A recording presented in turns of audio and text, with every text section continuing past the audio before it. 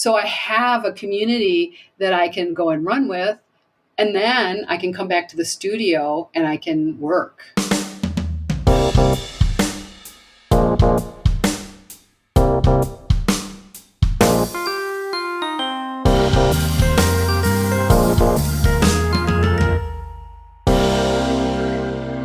Hello, print friends, and welcome back to the 5th season of the Hello, Print Friend podcast. I'm your host, Miranda Metcalf. This is a bilingual podcast, so if you subscribe to us, you'll be getting episodes in English with me, as well as in Spanish with Reynaldo Gil Zambrano. Together, we speak to people from around the globe about their practice and passions in the field of print media and multiples. Hello Print Friend is brought to you by Speedball Art Products, who've been offering a diverse range of high-quality products to your practice since 1997. If you're looking to add some pizzazz to your practice, check out their line of additive glitter. Add a little sparkle of this glitter to any Speedball fabric screen printing ink to bring a touch of shimmer to your next design. This additive glitter can be used in nearly any ratio, whether your sparkling vision is more subtle or dripping with scintillating shine. Check out the link in the show notes. This episode is also brought to you by Legion Paper. Legion is a fine art company representing the best papers in the world. They either stock it, source it, or make it with brands like Stonehenge, Somerset, Coventry, Reeves, Arches, and more.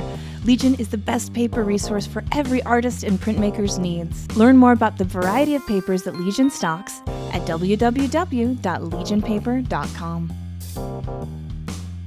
My guest this week is Hilary Lorenz, an interdisciplinary artist who lives and works in Abiquiu, New Mexico. We talk about the somatic experience of a 24-hour run and wintering over in huts on beaches, the exploration and repetitive nature of printmaking, a global moth migration, and what it's like to live in an arroyo. So, without further ado, sit back, relax, and prepare to get moving with Hilary Lorenz. Hey Hilary, how's it going? Hi Miranda, how are you? I'm good. I feel like this is a special Hello Print Friend Day in that I'm actually getting to talk to someone that not only have I met before, but I've got to be in your home, in your studio where you're recording from. And so I feel it's like extra coziness for today's interview. Well, it's really, really nice to see you again. And I loved, that you got to come up here and you got to see the press and the building that I actually made, which I'm super proud of. And so it's fun seeing you online as well. Yeah. And I mean, it's a beautiful setup. And of course, got to meet the dogs, which is, as essential to I think, to understanding you as a person. Yes. The dogs are essential. They are attached to me and I go everywhere with them. Yeah. Well, before we get into questions, would you just let people know who might be listening, who you are, where you are, and what you do? My name is Hilary Lorenz, and I am currently in Abiquiu, New Mexico, and I'm an interdisciplinary artist who primarily works with paper and a printmaking background. Wonderful. And so Abiquiu is kind of a special place. And part of the reason why we've got to meet is because it's quite close to Santa Fe, where I live. And it's sort of famously beautiful and also often known as O'Keeffe country. Is that correct? That is correct. And Abiquiu is a very small town. There are less than 400 people. It is considered frontier. I'm 56 miles from Santa Fe, and which also means going to the grocery store is an all-day affair because you're driving 120 some miles to get groceries. And there's a lot of artists that live here. And I have now lived here 350 days. Oh my gosh, so you're almost to a full year. Yes. So I made a major life change. It's still terrifying some mornings when I wake up, of leaving my home of 30 years in New York City and coming to Abiquiu to focus 100% on my art practice. I'm sure as we're chatting, we'll definitely get into that time and that time that you were splitting between New York and Abiquiu. But before we get into the now, would you please let me know where you grew up and what role art played in that part of your life? So I was born in Michigan, in also a small town called Montague, which was it's right on Lake Michigan. And as growing up, art did not play a role in my life. There was very little culturally going on. There was one school in that town at the time, and the school was not supported by the community because there were a lot of retired people there that they would vote whether they want to put money into the schools, and they didn't. So little by little, as I was growing up, everything just kind of started disappearing. There was no art class, no art, no music, no theater. Foreign languages went away, and it got to the point that they even cut all the sports programs. And that sports is a major component, especially in smaller communities. And parents ended up getting together to hire the coaches and try to keep the sports program going. So it was not a large part of my growing up, with the exception of a crafting that I would do with my grandmother who lived next door. So it was anything from baking to needlepoint to building little boats with my grandfather. So it was this very imaginative, let's just go over to grandma's and see what we can make. Yeah. And so at what point did art then enter your story? And did you at that point think of it as distinct from the craft? Or did you see that as a continuation as a young kid? Probably as a young kid, I didn't even put those two thoughts together. When I started college, I went to Western Michigan University, and I was thinking I was going to study biology. And to this day, I don't really know where that thought came from, but that's what I thought I was going to study. And my second or third semester, I took a design class. And that's what totally changed my life, was this design class. And to this day, there was, one assignment in particular where, we had all these magazines that we had to cut up, and we had to grid a piece of, we had to grid a piece of paper, and we had to cut these up and fit everything into a grid, basically just learning how to do layout in a grid format. And it made so much sense to me. Like, I loved how it put order into, suddenly I could put order in everything, not just like visually, but in my life. I liked how I could, make I don't know, maybe I'm making everything compartmentalized, but, of just how to make order out of things. And from that moment on, it's like, this is absolutely what I wanted to study. And so I ended up I did my undergrad in painting, but I was studying a lot of design. There was a lot of really fun things that was going on at Western at that time also, where there's one professor who worked in building these huge inflatables. So we would make these huge inflatable sculptures. He was also instrumental in talk about massive community project, is in the year 2000, is to get people in Michigan who lived along the shorelines, which there's 5,500 miles of shorelines, to put fires on the beach, so that from the satellite you would see the whole hand of Michigan, with fire going all the way around it. And I will say, did it work? It did. It did. That's beautiful. And the one thing, this was back, I started college some time ago, 1983. And the one huge thing I'd also say about Western is, it was a university of like 25,000 people. Every single person was required to study computer programming. And like the computer programming we were doing then is just like, this incredible dinosaur from now. But again, that also really fed into my like wanting to make order and sense of things. So whether you were an art major or an engineering major, you had to study computer programming. And that was phenomenal. That's so interesting. And I think knowing a bit about your practice and hearing, this new information to me about like the grid systems and the computer programming, how so much of your work explores the natural world.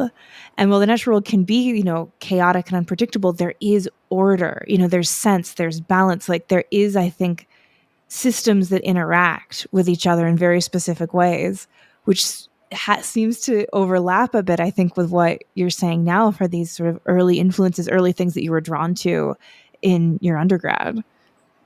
Yeah, absolutely. And the stronger nature influences have been more in the recent years, but it does all align with those sort of same sense of order, even say if, how things grow, or if you're looking at, plant life under a microscope, everything is, has this sort of system and it's very ordered.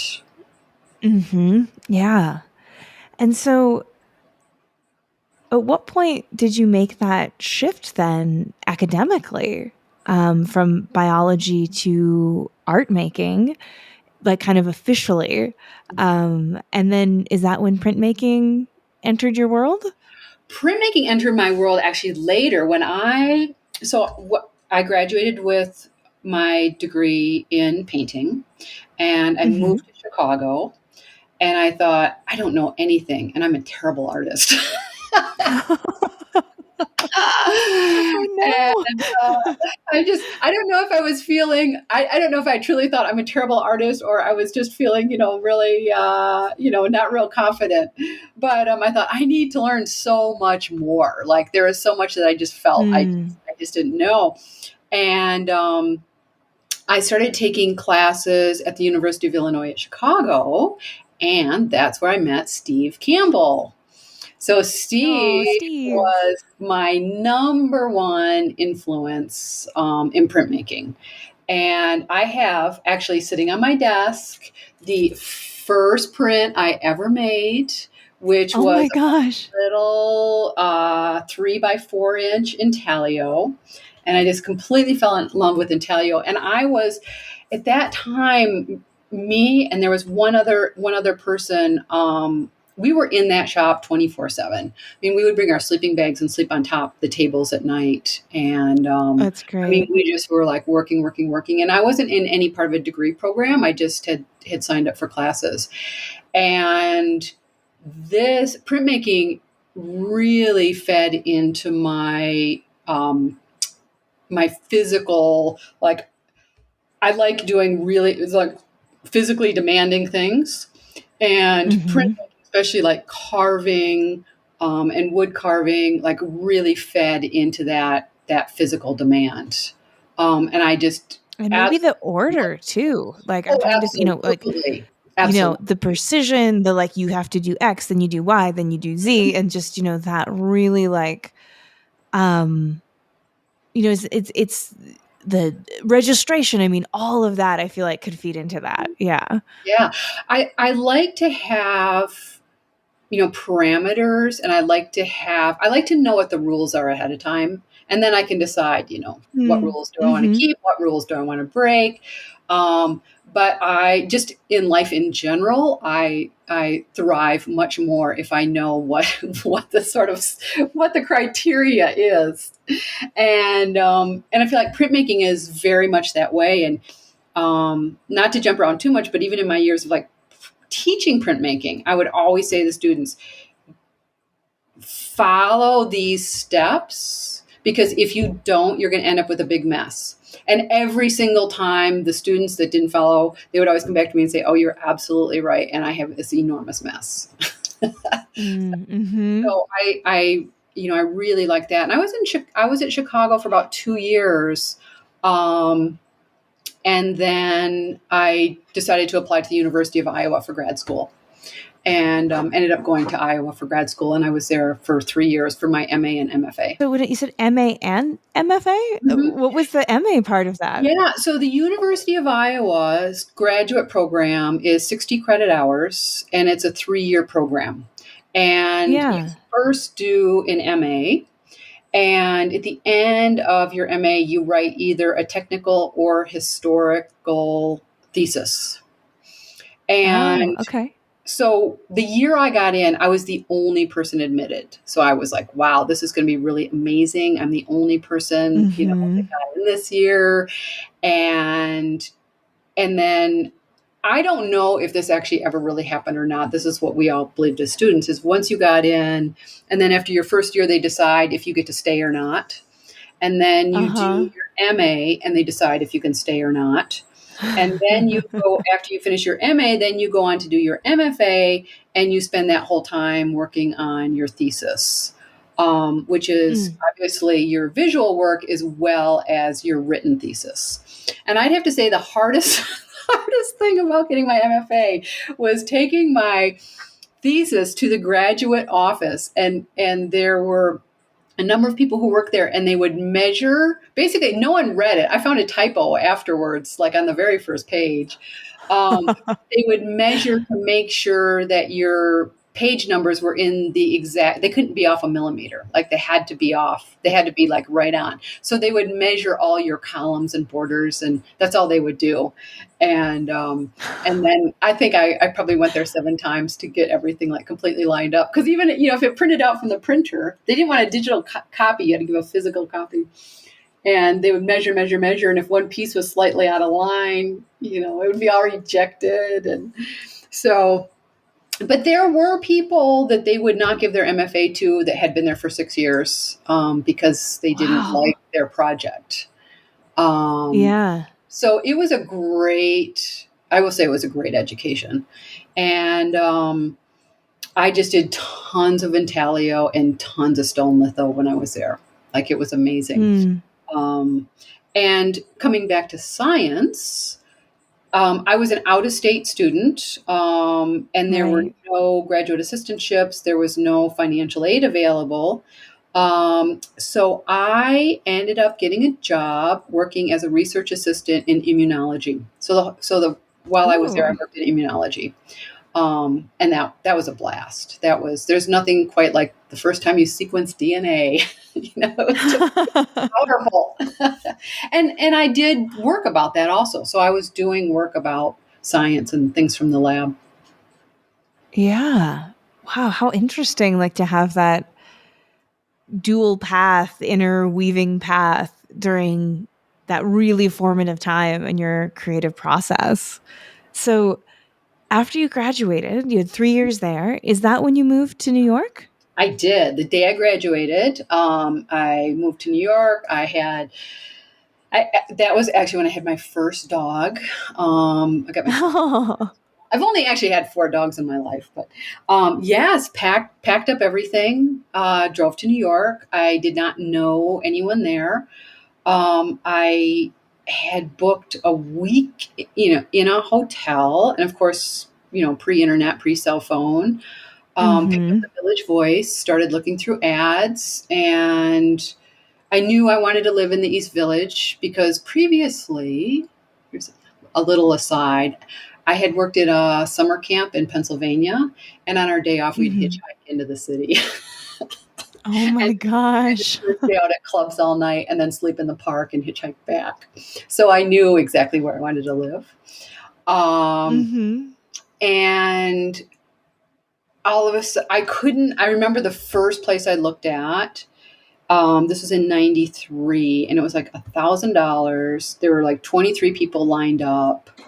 The tub was in Mm. the kitchen, the toilet was in the hallway, and I'm like, oh my God, I'm in trouble. This is going to be, Uh-huh. because I have no job, I have a dog, I have a week to find a place. And anyhow,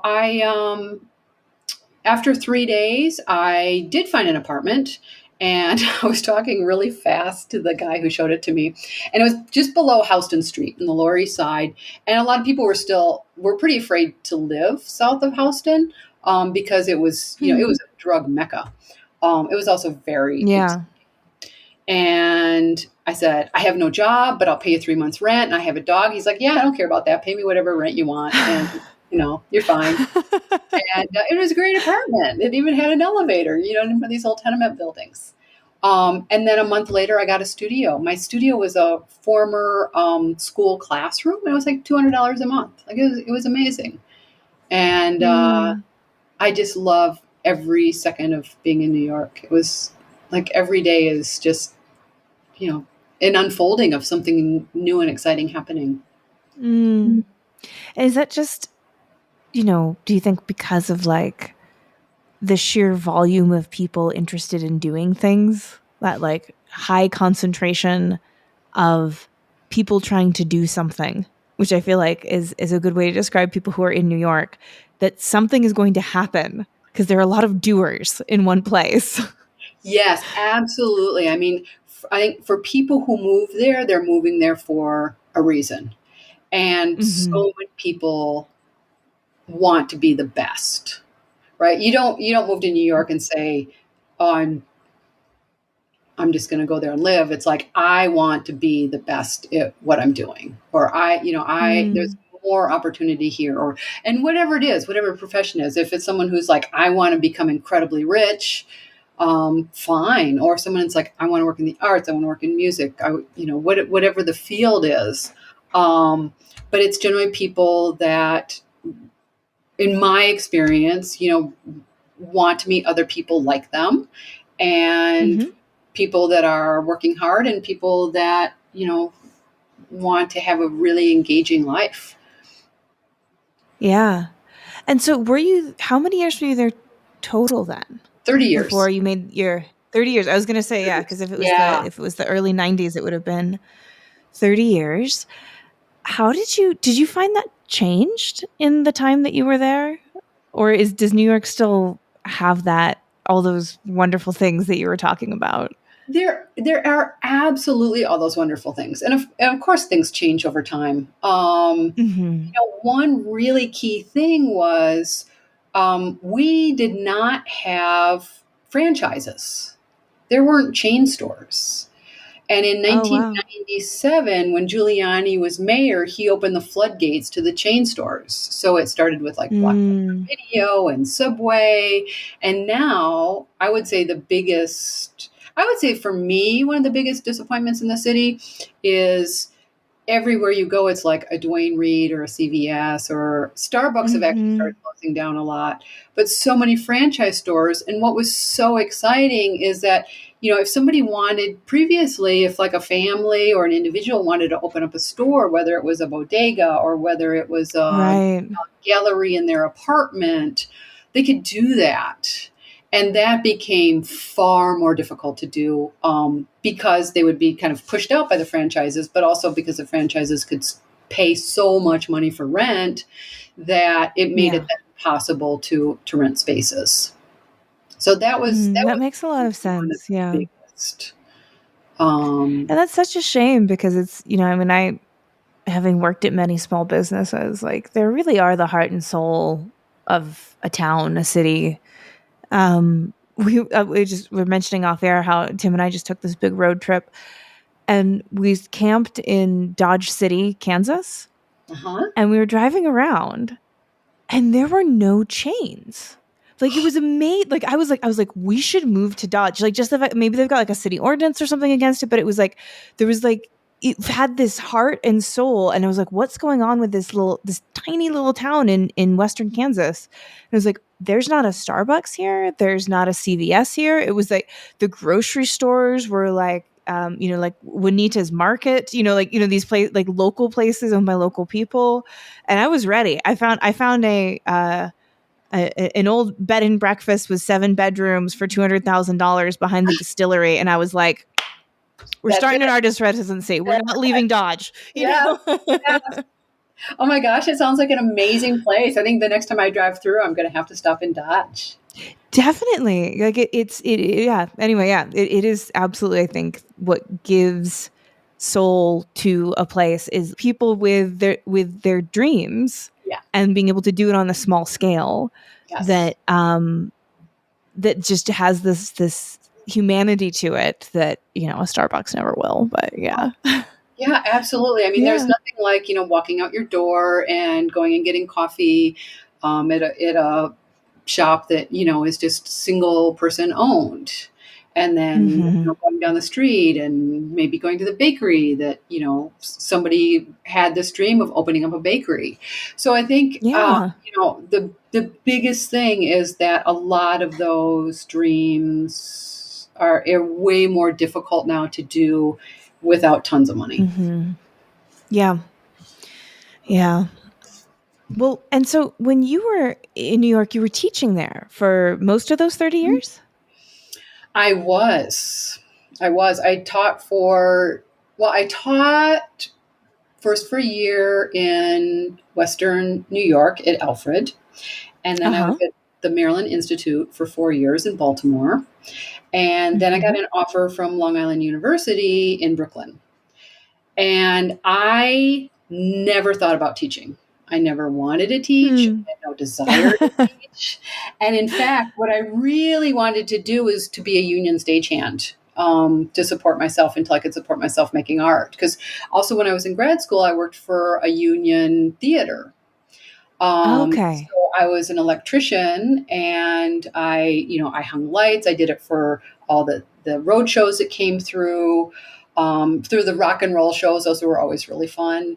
But for Yeah. opera, for music. And so when I came to New York, and I had asked the local union, it's like, I want in. And they're like, look, we like you. You work hard, but you didn't grow up in the neighborhood, and Oh, your wow. parents didn't do it. And sorry, we're just not gonna help you out.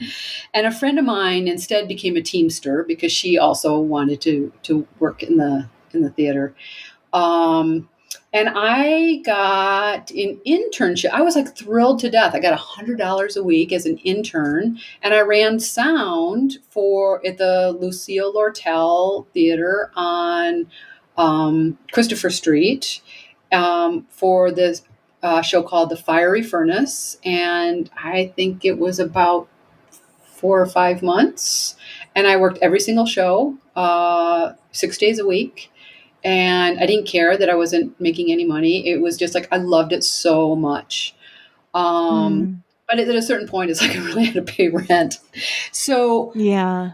I thought it would be really easy for me to find a job. It's like I knew how to do animation and video editing, and I worked really hard, and I had a lot of practical skills. I couldn't find a job to save my life until Hmm. I got a teaching job, teaching second through eighth grade in a Catholic school in the South Bronx, Oh my computer gosh. programming.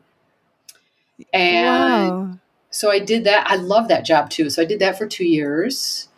Um, and then I thought, well, if I'm going to teach, I'm going to teach at university, because then I can actually be, working on my artwork at the same time in the same Yep. place. So I decided Hmm. to, go to the College Art Association conference and throw my resume in and get a job. Yeah. And what was your work like at this time? I'm pretty familiar with your more recent projects, but what was going on in Hillary's Yeah. practice while you're moving around from these schools and living that life? So the one thing that I did as soon as I got to the city is I went to the Robert Blackburn printmaking workshop. I knew Oh, about nice. Blackburn, and I showed up, and he completely embraced me and said, come here and work. And I'm like, I don't have Oh, any wonderful. money. And he's like, doesn't matter. You can take out the trash, sweep the floors. I'm like, awesome. That's what, I'll do that. So I was there every day. I was working in intaglio, both intaglio and woodcut, and combining them together a lot. I was doing a lot of 4 by 4 foot woodcuts. Mm, Um, wow. they were still science based. So I was like carving molecular sculpture, you know, uh, I was drawing atoms and different molecules. So I was carving those out of wood. I was carving, different tools from the lab out of wood, like incubators, and there'd be like hands, putting things through the incubators. And these were all on about 4 by 4 foot blocks. And in my studio, I made this 6 by 8 foot room. It was basically a structure that you could go inside. It looked like brick walls on the outside with a tar paper roof, and you would walk inside, and I had printed all these different cells onto Pellon, which is like a thin, soft white material, and completely covered the inside. So when you would walk in, you would be surrounded by all these like squirming cells going all over the place. And I was silk screening those from photographs that I made of cells when I worked in the lab. So when I left lab, I didn't take materials from the lab, but like a lot of photographs that I made, and I photographed equipment and things, and I used that as my source material. So I worked really heavily in using very direct science-based images, probably up until almost 2000.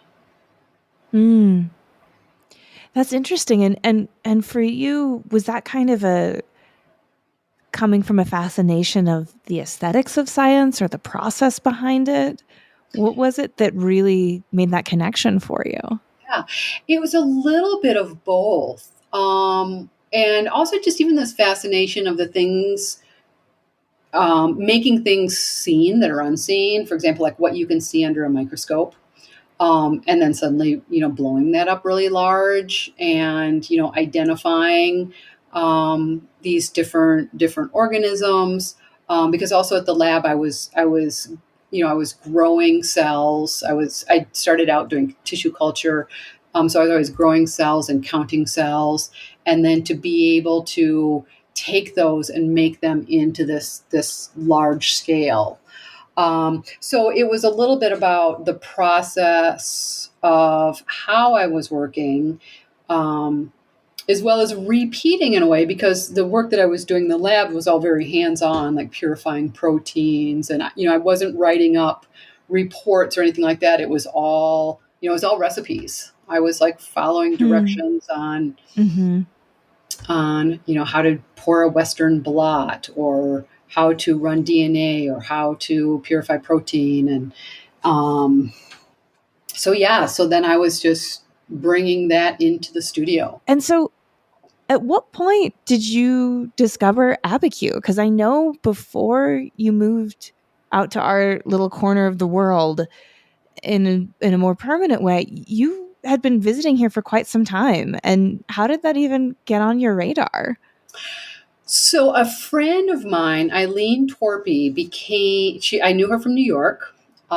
She became a curator at the Santa Fe Art Institute in 2005. And she told me about this residency program. I had never been to the Southwest.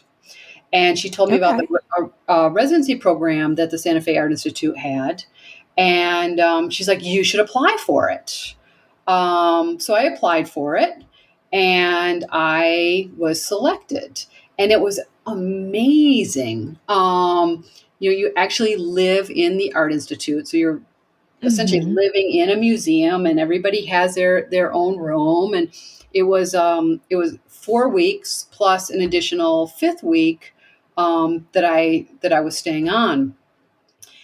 And right when I got here, I was doing work with maps and basically looking at land and how land was divided, and I wanted to go to the Bureau of Land Management. So when I went there, I picked up, it was actually a physical newspaper that listed the Sierra Club hikes. And I called them up and said I wanted to go on this Sierra Club hike. And it was this, at the time, now I look back, it was kind of funny. I'd never been in altitude. It was a 17-mile hike. They were very stern, asking me questions. But I was telling them what my, physical fitness was.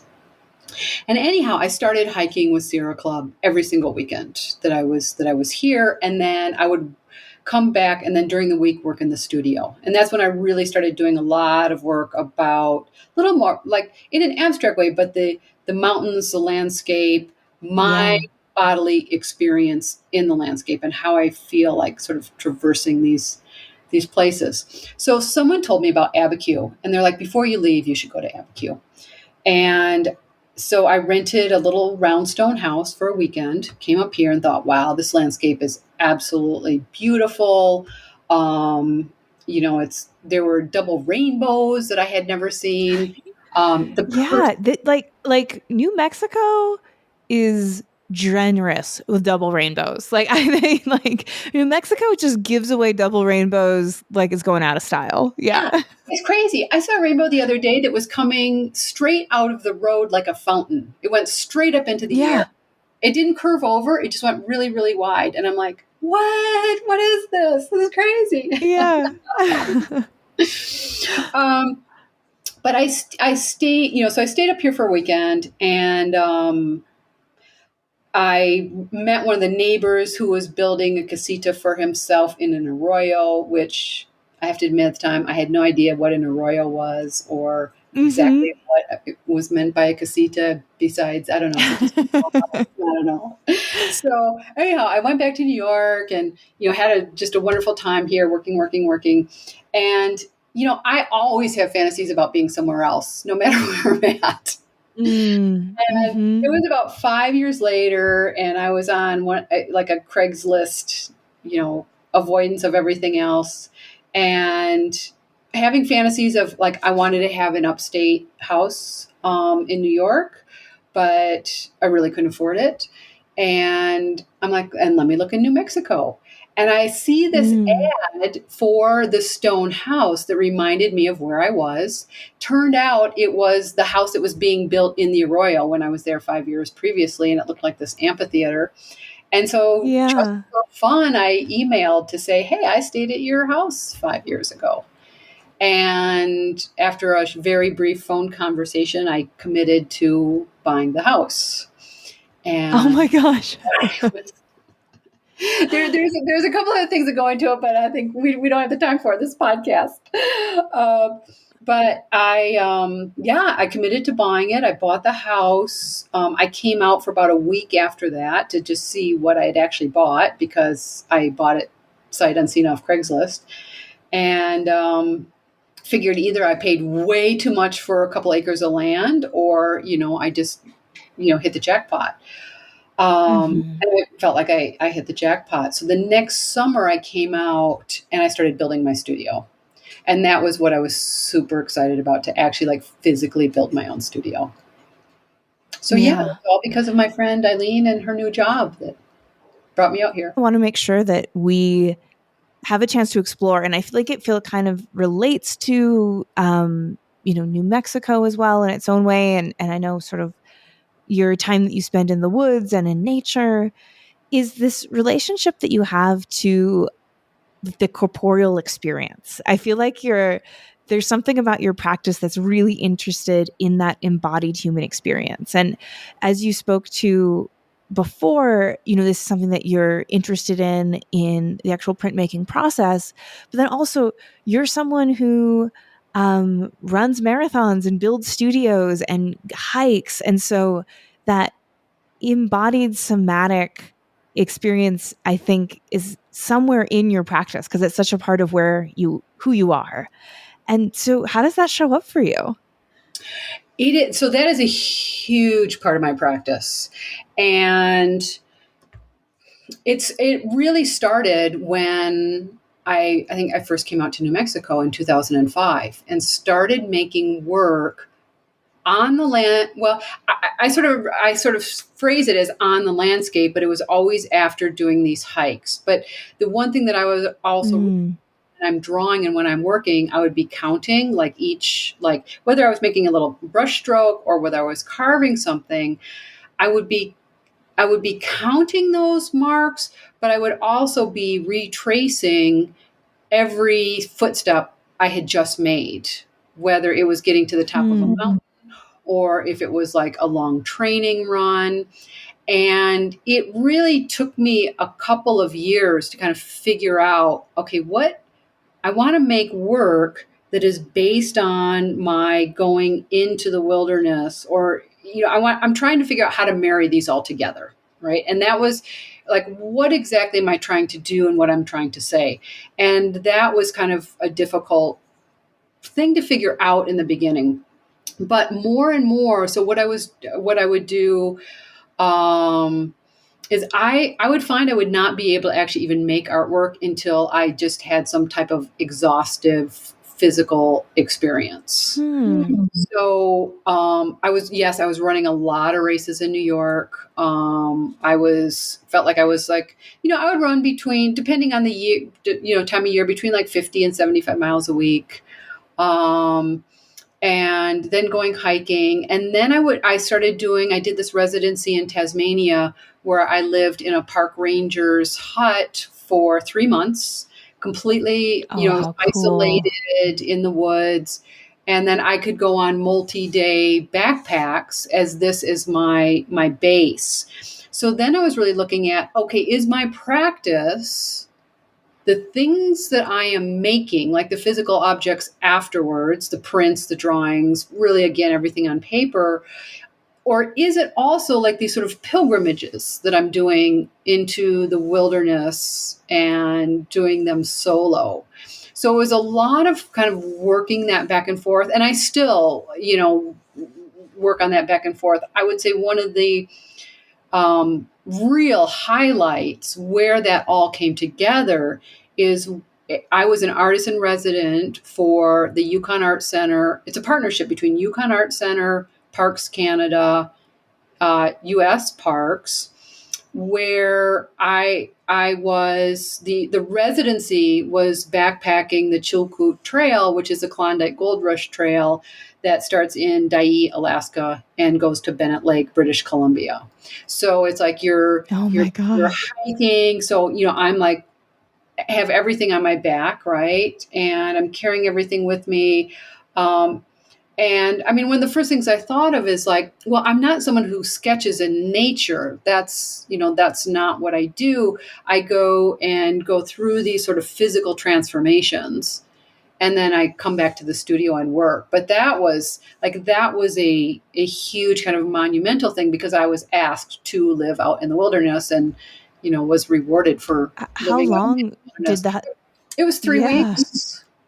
I was out there for 3 weeks, and I ended up spending just about a full month between Alaska and British Columbia, and being in Whitehorse, Yukon. And now I have this intense drive to go up there and live for a period of time. I keep looking, it's like, okay, how can I go back and live up there for a while? So I would put myself sometimes through these situations, right? Another one, there's a residency on Cape Cod. There are these beach shacks. And the definition of a shack is you can take it down and put it up in one day because they're basically just nailed together.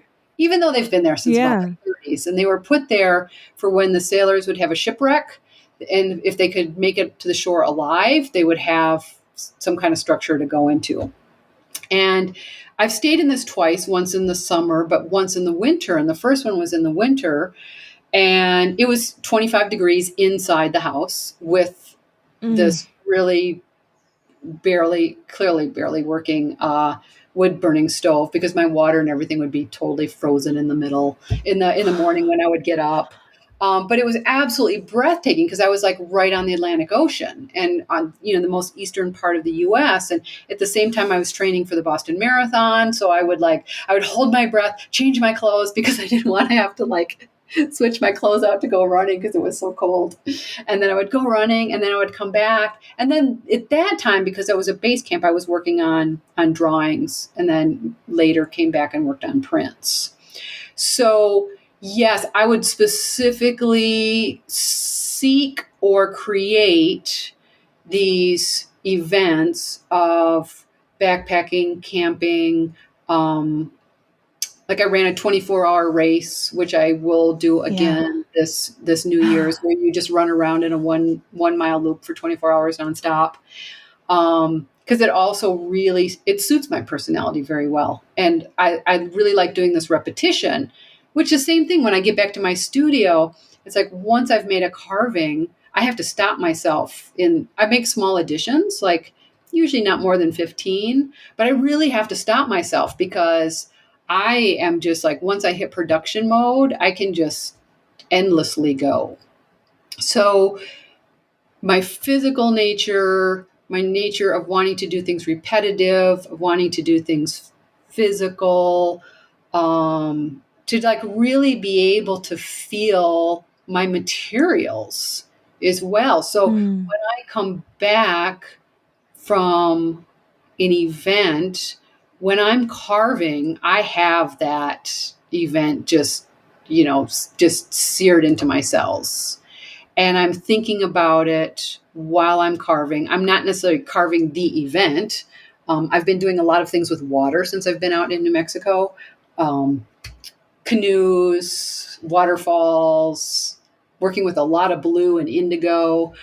But it's also tracing to this interior, I don't know if it's a fantasy or reality of like, I want to canoe the entire Hudson River, or, I love this romantic idea. And I built a canoe in my studio, in my house, apartment, not a house, my apartment in Brooklyn, before I came out here. And I'm like, I just want to build a canoe and get in it and just paddle away, so,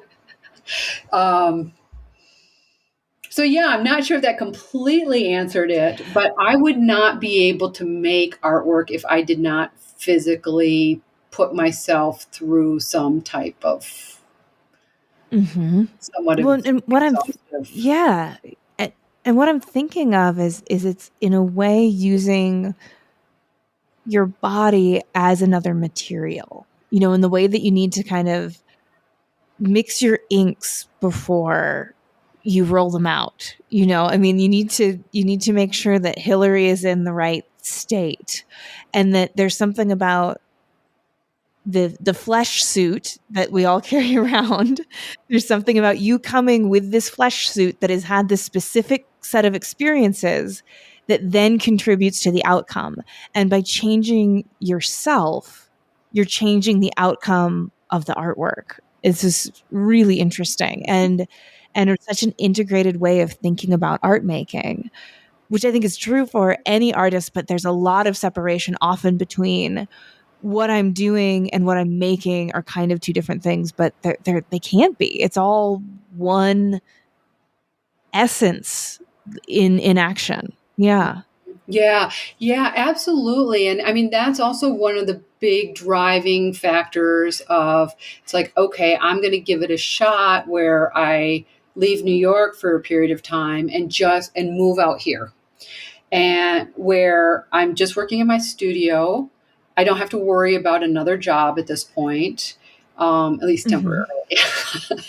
And I have access to the mountains all around me.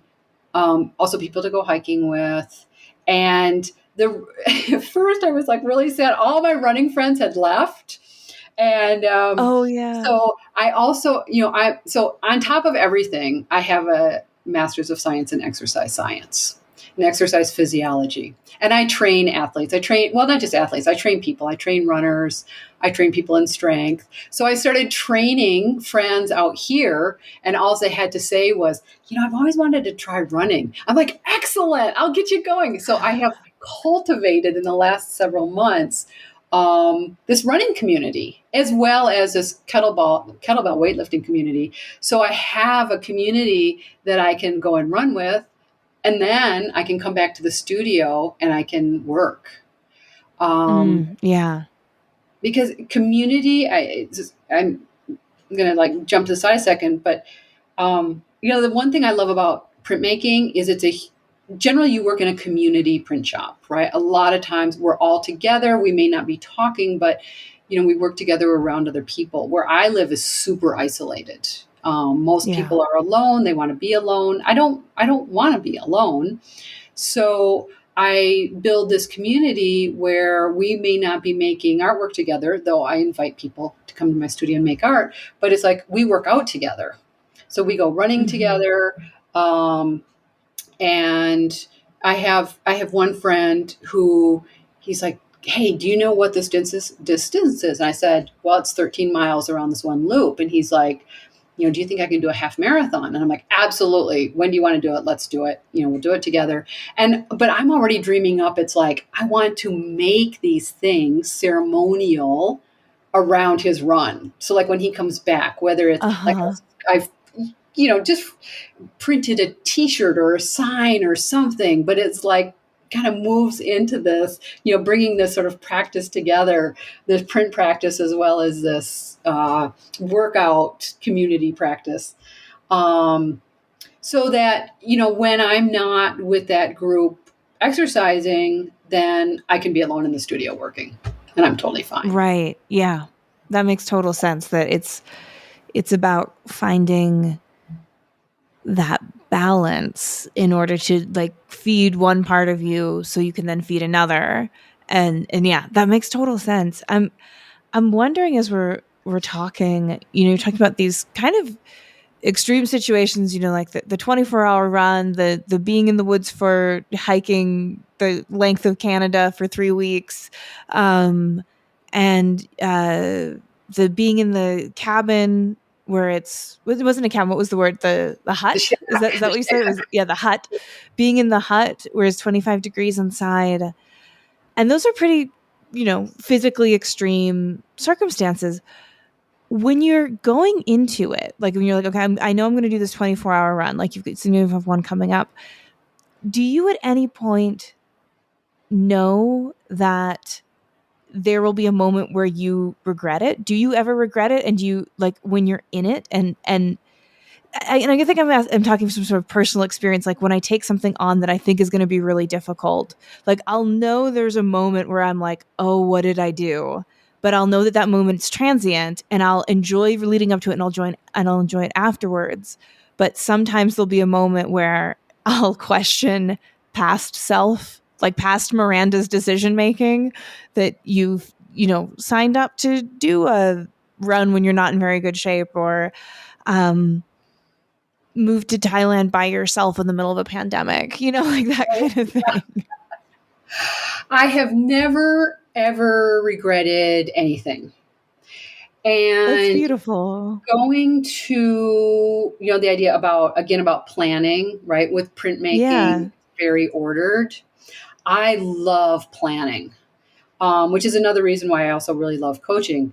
When I'm going into, like, for example, when I was hiking the Chilkoot Trail, I was going to have 2 airlift drop packages for food. And so 3 months ahead of time, I needed to know what food I was going to have. And I had to pack it up and I had to mail it there. So I love to calculate exactly how many calories do I need per day and how many times a day am I going to eat and what is the lightest food for those calories, and then to put them in Ziploc bags and label each one with a date on it and put it in a box and be like, okay, here's, 30,000 calories, and I kind of want it to taste good. And then I ship it off. So I will go into any of these very prepared. Now, when I just ran in the 3 days that I ran in Oregon,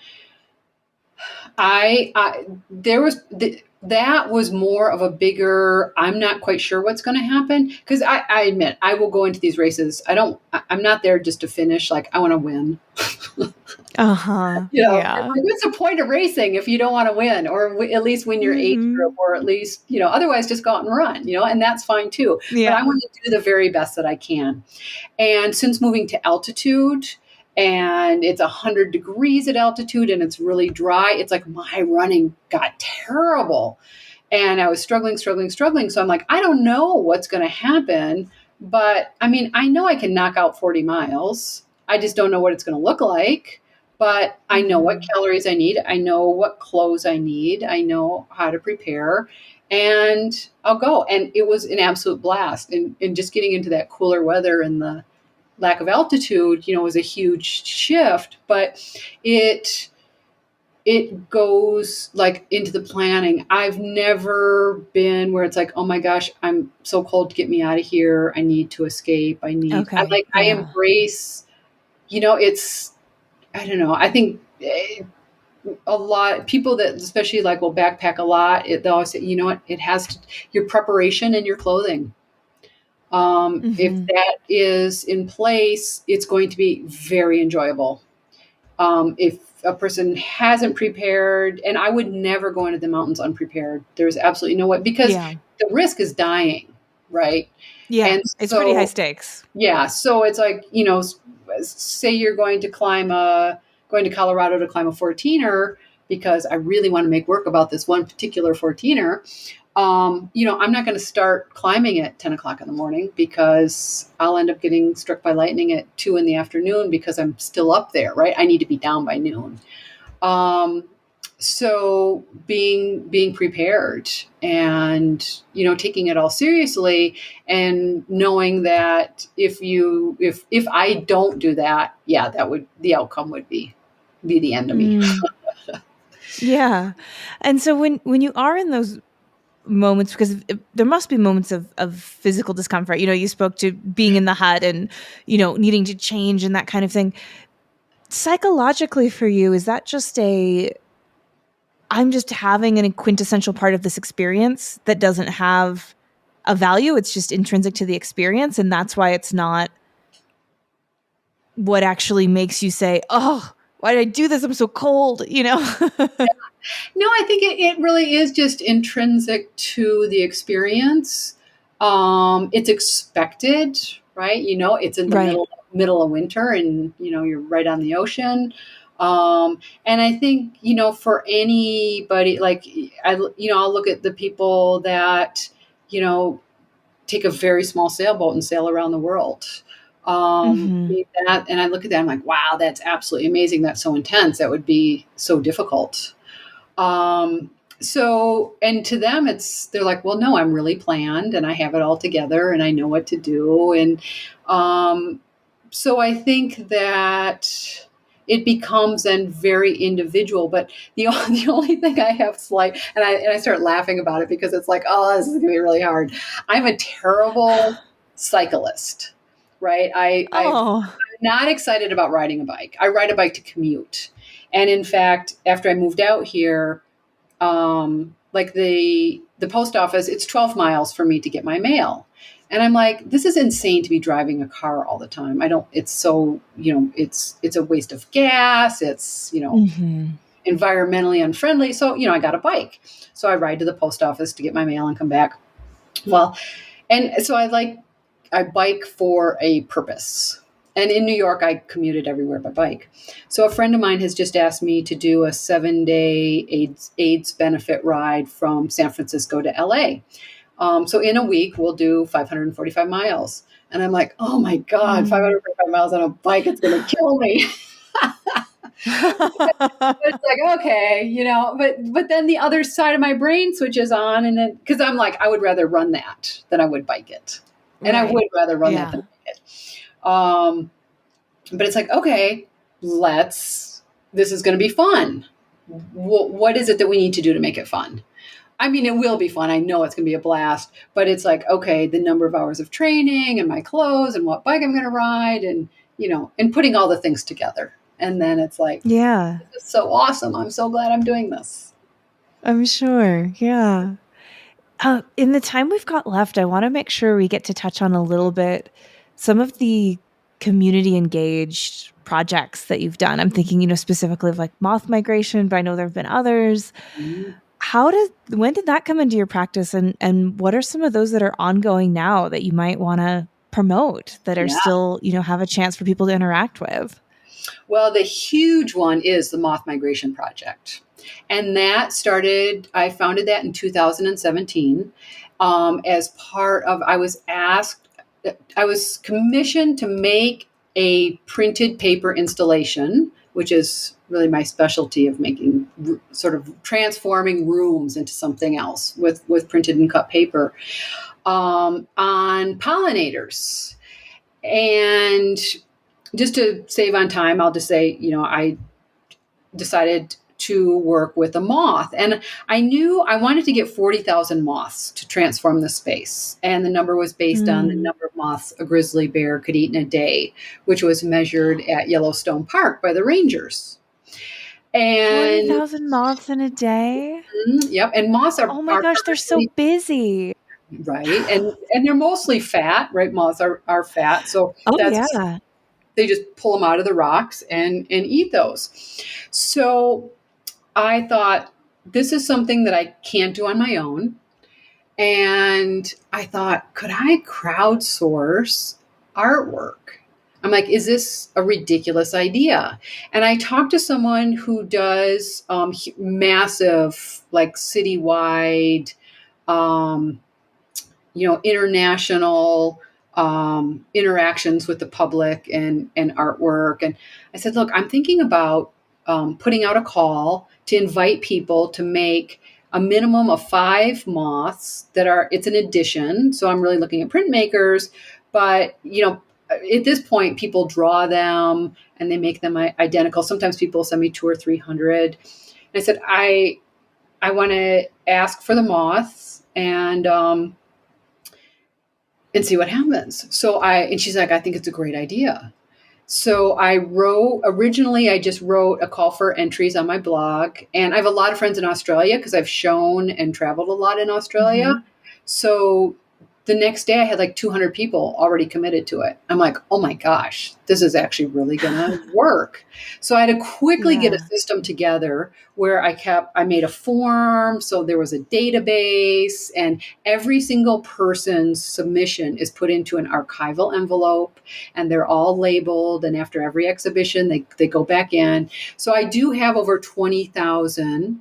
And the Moth Migration Project it's a community-based collection of artists making moths all together. And it's created this whole dialogue around the environment, but also around a lot of very personal stories that people have shared with me. And it was first shown at 516 Arts in Albuquerque. And then it was in New Brunswick, Canada. And then it was in Texas.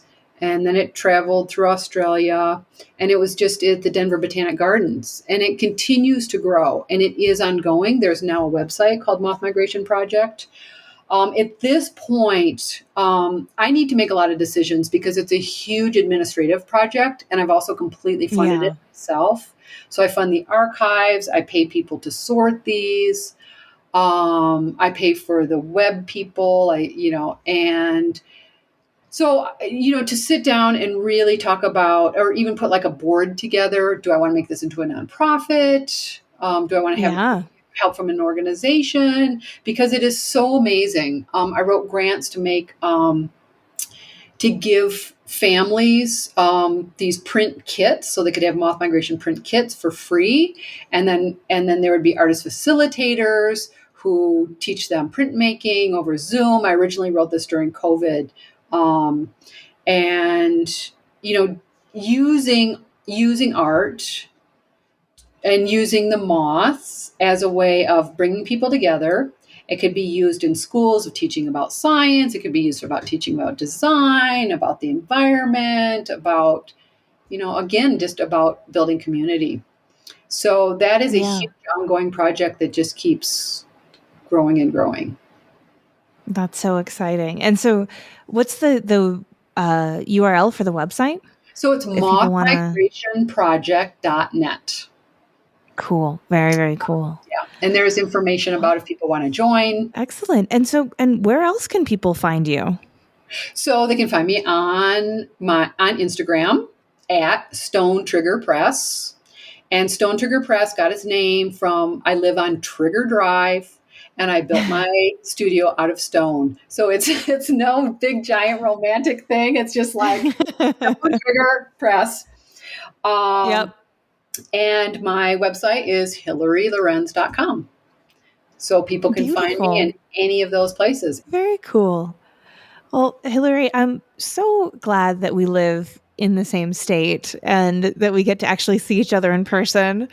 And I hope we get to do that again soon. And it's been really fun learning more about your background and chatting about things, and you being a total trooper with technical difficulties. It's been really, really nice. Oh, Miranda, thank you so much for this. And I just really enjoy talking with you. And it's so wonderful to see you again. And I can't wait to see you in person. So thank you. If you like today's episode, we have a Patreon where you can help us keep the lights on and get bonus content, like Shop Talk Shorts, where our editor, Timothy Pauschak, digs deep on materials, processes, and techniques with past guests. Also, if monetary support isn't in the cards right now, you can leave a review for us on your podcast listening app of choice, or buy something from our sponsors and tell them Hello Print Friend sent you. But as always, the very best way you can support this podcast is by listening and sharing with your fellow print friends around the world. And that's our show for this week. Join me again next week when we continue what's turning out to be a lovely annual tradition here at Hello Print Friend, in which we partner with Print Austin and I interview some of the artists who are going to be featured in the 5x5 exhibition at that event. You won't want to miss it. This episode, like all episodes, was written and produced by me, Miranda Metcalf, with editing by Timothy Pauschak and music by Joshua Weber. I'll see you next week.